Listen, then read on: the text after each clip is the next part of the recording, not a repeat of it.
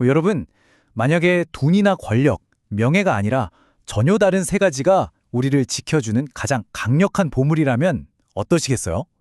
놀랍게도 2500년 전 노자는 바로 그렇게 말했습니다. 오늘 노자 67장에 숨겨진 바로 그 지혜를 함께 파헤쳐 보겠습니다. 때는 춘추 전국시대, 혼란과 전쟁이 끊이지 않던 바로 그 한가운데서 노자는 이렇게 선언합니다.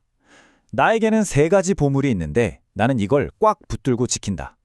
모두가 창과 칼을 보물이라고 여길 때 그가 목심처럼 지키려고 했던 그 보물은 대체 무엇이었을까요? 그리고 왜 하필 이 세 가지였을까요? 자, 오늘 우리가 함께 떠날 여정은 이렇습니다. 먼저 노자가 말한 진짜 보물이 뭔지 그 본질부터 펼쳐보고요. 이어서 현대 두 거장이죠. 돌과 함석현의 날카로운 해석을 통해 그 의미를 확장해 볼 겁니다. 근데 이게 놀랍게도 현대 비즈니스 전략과도 딱 맞아떨어지거든요. 그 연결고리도 한번 찾아볼 거고요. 마지막으로 이 모든 걸 우리 삶에 바로 적용할 수 있는 구체적인 실천 방법까지 함께 알아보겠습니다. 우리는 매일 보물을 꿈꾸죠. 더 많은 돈, 더 높은 자리, 더 많은 인정 같은 것들이요. 그런데 만약에 우리가 지금까지 들고 있던 보물 지도가 사실은 완전히 잘못된 것이었다면 어떨까요? 첫 번째 장에서는 바로 그 근본적인 질문부터 던져보려고 합니다. 자, 이 화면을 한번 보세요. 왼쪽은 세상이 말하는 보물들, 화려하지만 손에 쥐려고 할수록 더 불안해지는 것들이죠. 그리고 오른쪽은 노자가 말하는 보물들, 소박하지만 가질수록 마음이 평온해지는 것들입니다. 노자는 우리에게 묻는 거예요. 당신이 진짜로 원하는 건 무엇인가? 무엇이 당신을 진정으로 강하게 만드는가? 바로 이 극명한 차이에서 노자의 혁명적인 생각이 시작됩니다. 노자한테 이 세 가지는 그냥 좋은 말이 아니었어요. 이건 말 그대로 혼란한 세상을 헤쳐나가는 생존 키트였고 또 자신을 지키는 가장 강력한 갑옷이었던 셈이죠. 자, 이제 현대의 지성들이 이 오래된 보물 상자를 어떻게 열었는지 그 흥미진진한 과정을 한번 따라가 보겠습니다. 첫 번째 열쇠는요, 바로 철학계의 이단아 도올 김용옥의 손에 들려 있습니다. 그는 노자의 낡아 보이는 글자에 새로운 숨을 불어넣어서요, 우리가 한 번도 생각해보지 못했던 방식으로 그 의미를 완전히 뒤집어 버립니다. 도올 해석의 핵심 키워드는 바로 불초, 즉 닮지 않음입니다. 세상은 계속 우리한테 제2의 누군가가 되라고 하잖아요. 그런데 도올은 외치는 거죠. 왜 오리지널이 되지 않는가? 라고요. 에베레스트가 다른 어떤 산과도 닮지 않았기 때문에 위대한 것처럼 진짜 가치는 비교가 불가능한 독창성에서 나온다는 아주 날카로운 통찰입니다. 자, 이 닮지 않음이라는 렌즈로 새 보물을 다시 한번 들여다볼까요? 먼저 자애로움은 그냥 착한 마음이 아닙니다. 모든 걸 품는 어머니의 사랑처럼 두려움마저 녹여버리는 진짜 용기의 원천이죠. 검소함은 구두쇠처럼 아끼는 게 아니라 불필요한 곳에 내 정신적 에너지를 낭비하지 않고 핵심에 집중하는 지혜고요. 그리고 가장 놀라운 게 마지막, 감히 앞서려 하지 않는 태도입니다. 모두가 1등을 향해 달려갈 때 묵묵히 뒤에서 모두를 챙기는 사람이야말로 역설적으로 모두가 따르는 진짜 리더가 된다는 거죠. 그리고 여기서 노자는 정말 섬뜩한 경고를 하나 날립니다. 자애라는 뿌리도 없이 용기라는 열매만 탐하고 내면의 에너지를 아끼지도 않으면서 겉모습만 넓히려 한다면 그 끝은 결국 파멸뿐이라고요. 이거 마치 기초공사 없이 고층 빌딩을 올리려는 것과 같지 않나요? 오늘날 우리 사회의 무모한 질주를 향한 2500년 전의 예언처럼 들립니다. 자, 두 번째 해석가는 바로 CR의 사상가 함석헌입니다. 일제강점기와 독재 정권을 온몸으로 겪어낸 그는요, 노자의 글자 속에서 가장 부드럽지만 가장 강력한 저항의 무기를 발견합니다. 그게 바로 사랑이었죠. 함석헌에게 이 자애로움은요, 마치 간디의 소금 행진 같은 거예요. 총칼 앞에서도 원수까지 사랑으로 품는 그 마음이야말로 폭력의 고리를 끊고 세상을 바꾸는 가장 위대한 힘이라고 본 겁니다.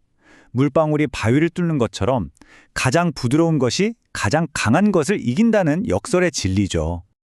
이런 관점은 다른 두 보물에도 그대로 이어집니다.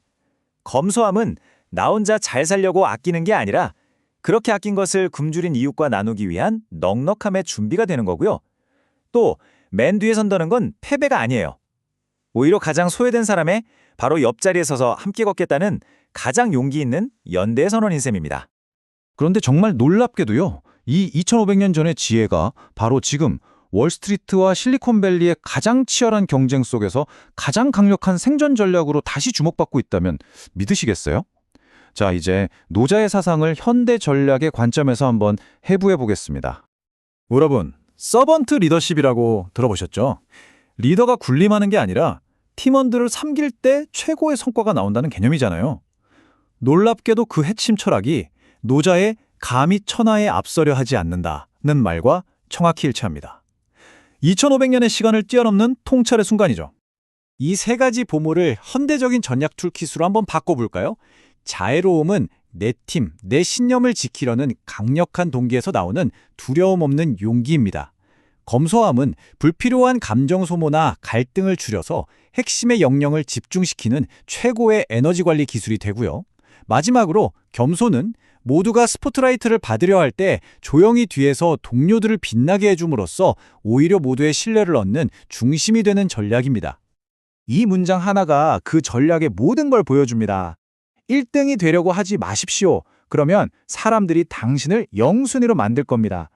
1등은 언제나 2등에게 쫓기지만 모두가 의지하는 영순위는 아예 경쟁의 차원이 다른 거죠.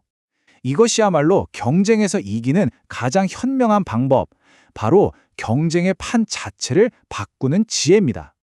자, 지금까지 우리는 도올, 함석헌, 그리고 현대 전략가의 눈을 통해 노자의 세 가지 보물을 다각도로 살펴봤습니다. 이제 이 흩어져 있던 지혜의 조각들을 하나로 모아서 우리 손에 딱 줄 수 있는 명확한 결론과 세 가지 실천 방법을 찾아낼 시간입니다.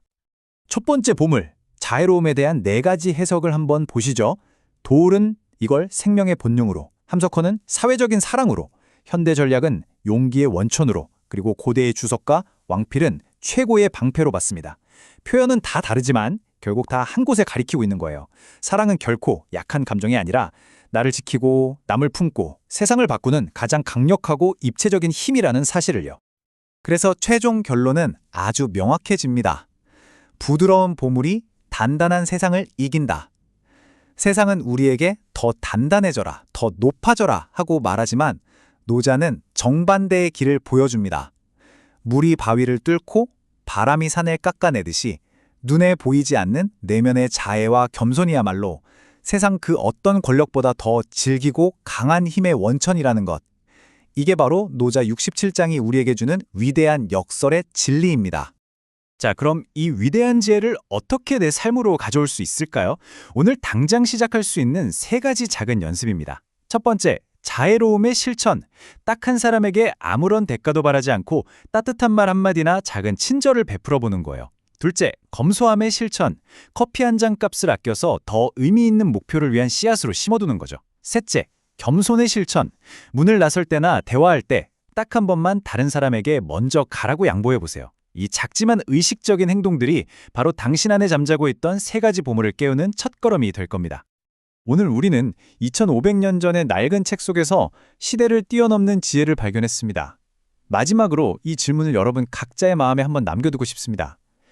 만약 당신이 자애, 검소, 겸손이라는 이 세 가지 보물을 진정으로 품게 된다면 당신의 일과 관계, 그리고 삶 전체는 어떻게 변하게 될까요? 그 변화의 가능성을 상상해보는 것만으로도 이미 당신의 삶은 새로운 길로 들어서고 있는 건지도 모릅니다.